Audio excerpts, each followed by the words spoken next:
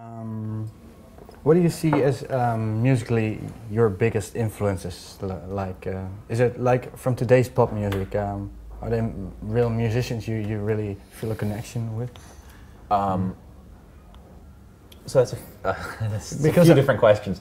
I just want are you asking who are my biggest influences from today, or my biggest influences from the past? Or? All right. Well, let's start off with today. I think today, there's a couple people that I have a lot of friends that I have are big influences on me, like people that I know have a personal relationship with, who make music, who I really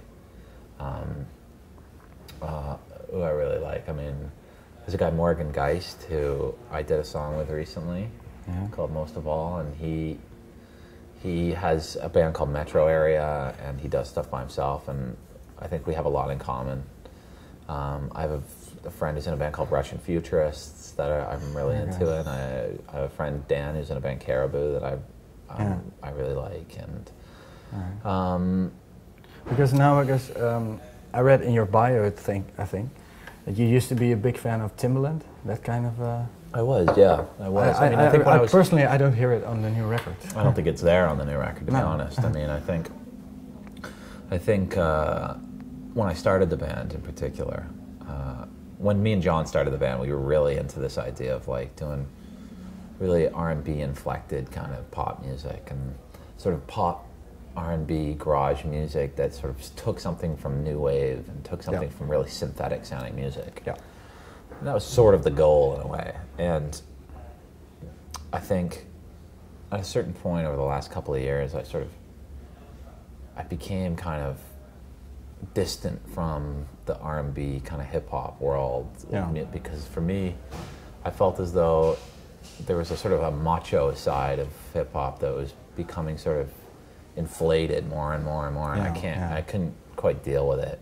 There's still a lot of producers that I really like, and a lot of things that hip hop people do that I love, but I think what happened is that I really started getting into disco.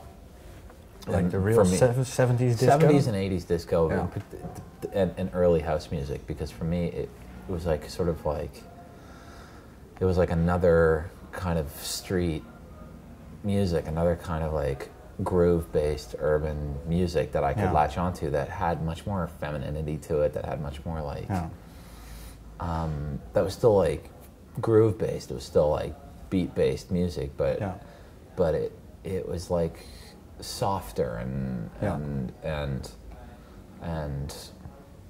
for me, I had that sort of feminine touch that I didn't, even in R&B these days. I mean, R&B is difficult for me. It's like, you know, I have phases of going in and out of it. But basically, the influence of R&B and hip-hop, R&B sort of kind of, I left it a bit and sort of became much more centered around house music and disco. And that's just because, you know, I go through stages. You know, like everybody. Like everyone in life. Yeah.